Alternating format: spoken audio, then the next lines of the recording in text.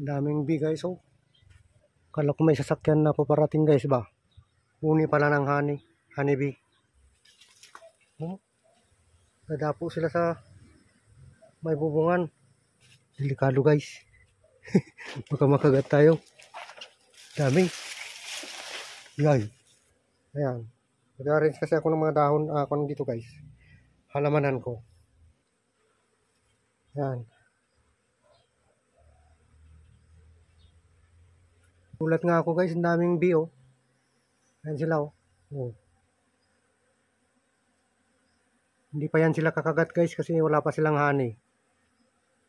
Pag marami na silang honey dyan at may mga itlog na sila dyan, yan, delikado na yan. Kakagat na yan po sila.